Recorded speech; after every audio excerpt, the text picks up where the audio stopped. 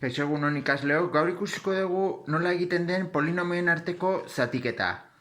Horretarako ikusiko dugu hasieran prozesu orokorra eta gero Ruffiniren erregela. Prozesu orokorra erabiltzen da polinomioak direnean edozein mailakoak. Adibidez, baldin badaukagu horrelako polinomio bat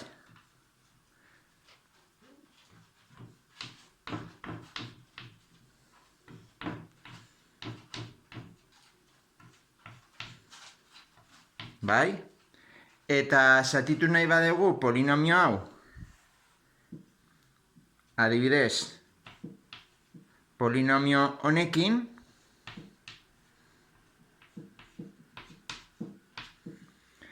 egin behar duguna da beti hartu behar dugu lehenengo monomioa, bai? Zatikizunaren lehenengo monomioa eta zatitzailearen lehenengo monomioa. Orduan, egiten dugu zatiketa. 3 isa ber 4 zati isa ber 2 izango da 3 isa ber 2. Orduan, orain egin behar duguna da biderketa. Bai, 3 isa ber 2 bider isa ber 2 da 3 isa ber 4. Ba, hemen jarri behar dugu kontrakoa beti. -3 isa ber 4. 3 isa ber 2 bigarrenarekin bider 3 isa izango da bederatzi isa ber 3. Kontrakoa jarri behar dugu beti hemen. Beraz, minus bederatzi isa ber 3. 3 isa ber 2 bider minus bat da -3 isa ber 2. Kontrakoa izango da +3 isa ber 2. Berriro esaten dizuet, hemen beti jarri behar da kontrako polinomioa. Hemen kalkulatu dugunaren kontrakoa. Orain egingo dugu batura, hau kanpora, minus bederatzi eta minus zazpi da, -16 isa ber 3. 3 eta 2 da, +5 isa ber 2.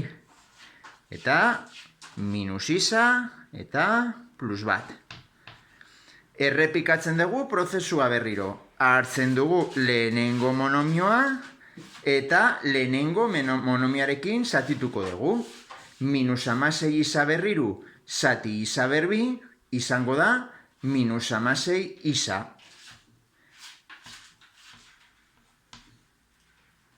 Orain, biderkatu behar dugu hau, bider monomio bakoitzarekin. -16 isa bider isa ber 2 da -16 isa ber 3. Beraz, hemen jarriko dugu kontrakoa. Beti kontrakoa jarri behar dugu hemen. -16 isa bider 3 isa izango da -48 isa ber 2. Kontrakoa izango da +48 isa ber 2. Eta azkenik, -16 isa bider -1 da +16 isa. Kontrakoa, -16 isa. Egiten dugu batuketa. 48 eta 5 da 53 isa ber 2. -16 eta -1, kobratu hemen dagoela -1, da -17 isa. Eta azkenik +1 hemen. Bai? Eta, orain hartuko dugu hau, isa ber 2, hemen dago, zati lehenengoa. 53 isa ber 2, zati isa ber 2, da +53. Orain egin behar dugu, biderketa. Hau, bakoitzarekin. 53 bider isa ber 2, 53 isa ber 2, kontrakoa jarri behar dugu hemen, -53 isa ber 2. Orain, hau, bider hau. Pues da, 159 uste. 159 isa, kontrakoa, -159 isa. Eta 53 bider minus bat, da minus 53, kontrakoa izango da plus 53. Hau kanpora, minus 59, minus 17 da, minus 2 da, 76, horrela atera da, kasualitatez, zenbaki handiak. Eta 53 gehi bat, 54. Bai? Ba, hemen ja prozesua bukatu da, zeren eta hemengo monomioaren maila da hau baino txikiagoa. Edo bestera batean izan da, hemen ja lortu dugu aldagai askea. Bai? Ba, bukatu dugu. Orduan, hau izango da hondarra, zatiketa honen hondarra, bai? Polinomio hau eta polinomioen arteko zatiketaren hondarra, bai? Eta hau izango da, beraz, emaitza edo zatidura. Bai? Bi polinomio hauen zatiketaren zatidura, bai? Jar dezakegu kaxa bat moduan, edo jar daiteke ere polinomio hau bi puntutxorekin zati, polinomio hau, edo kasa edo bi puntutxo jar daitezke, bale? Eta hemen betetzen dena da zer? Zatidura bider zatitzailea, hau da, 3 isa berbi minus 16 isa gehi 53 bider zatitzailea, gehi 3 isa barkatu, ken bat, eta guzti honi batzen badiogu hondarra, gehi minus 276 isa gehi 54, egiten badegu zatidura bider zatitzailea gehi hondarra, emango digu zatikizuna. Izango da zatikizun hori. 3 isa berlau, ken 7 isa berriru,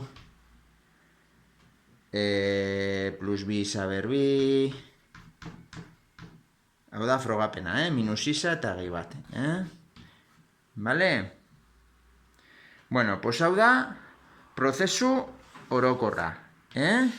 Zatiketaren prozesu orokorra. Hala ere, askoz gehiago erabiltzen da orain ikusiko dugun metodoa. Bai? Eta metodo hau erabiltzen da bakarrik zatitzailea denan lehenengo mailako polinomio bat. Deitzen zaio Ruffiniren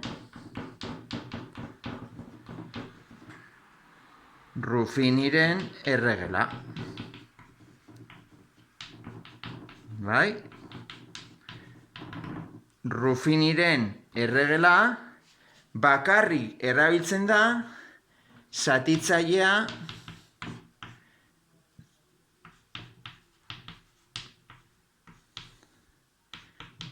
lehenengo mailakoa denean.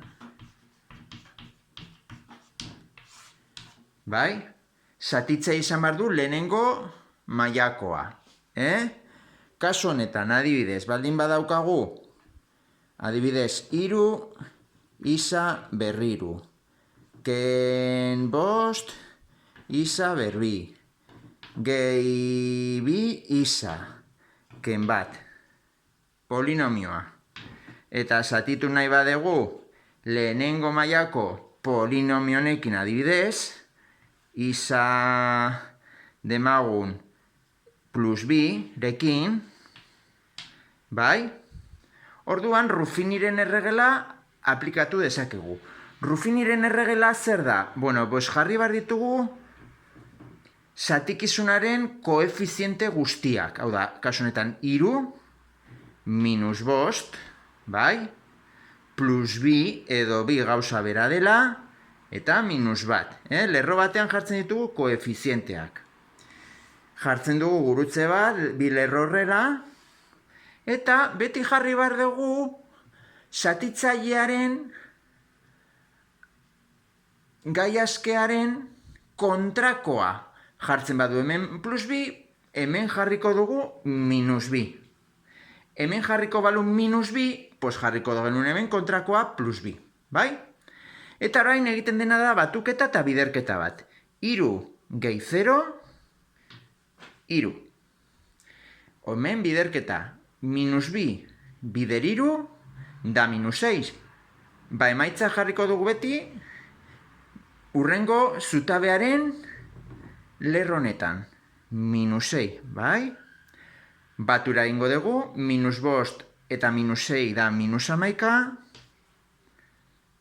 Orain, biderketa, minus bi, bider minus 11 da plus 22, edo 22 gauza bera dela, bi eta 22 dela 24, minus bi, bider 24 dela minus 48, eta bukatzeko minus bat eta minus 48 da minus 49.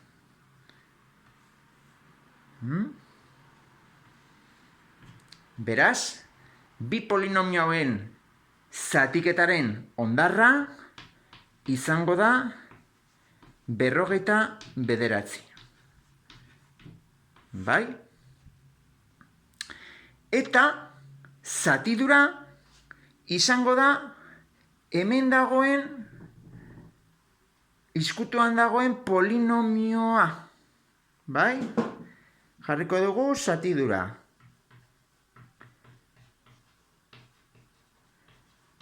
Kodifikatuko dugu zatidura. Jarriko ditugu koefizienteak. Ordenean, lehenengoa 24. Kasu honetan jarriko dugu bere zeinua eta polinomio bada. Zutabe hau da isaren zutabea. Beraz, jarriko dugu minus 11 eta isa. Eta zutabe hau da isa berbirena. Beraz, jarriko dugu 3 isa berbi. Zenbaki gehiago egongo balira hemen, izango litzateke isa berri, 3 isa berlau, bale? Baina kasu honetan ateratzen zaigu polinomio hau. 24 minus 11 isa, kodifikatu dugulako, 3 isa berbi. Ba, lortu dugu bi polinomio hauen arteko zatidura eta ondarra. Beraz, zatidura bider zatitzailea gehi ondarra izango da zatikizuna. Hau da, 3 isa berbi ken 11 isa gehi 24 bider zatitzailea isa gehi bi gehi ondarra minus 49 edo plus minus 49, zer da? Izango da zatikizuna. 3 isa berriru, ken 5 isa berbi, gehi bi isa, ken bat. Betetzen da, hau. Baina garrantzitsuena da, jakitea, ondarra ateratzen dela hau, eta biz polinimioen zatiketaren zatidura izango dela hau. Bai? Eta gero betetzen da oso gauza bitxia. Hau da, zatikizunaren polinomioan ordezkatzen badezue isa aldagaian balio hau, zenbakizko balioa, polinomioa honen zenbakizko balioa isa minus bidenean, emango du minus 49. Ondarra. Ondarraren teorema ere bai. Gauza bitxi bezala, hau. Bau da, polinomioen arteko zatiketari buruz jakin behar dezutena.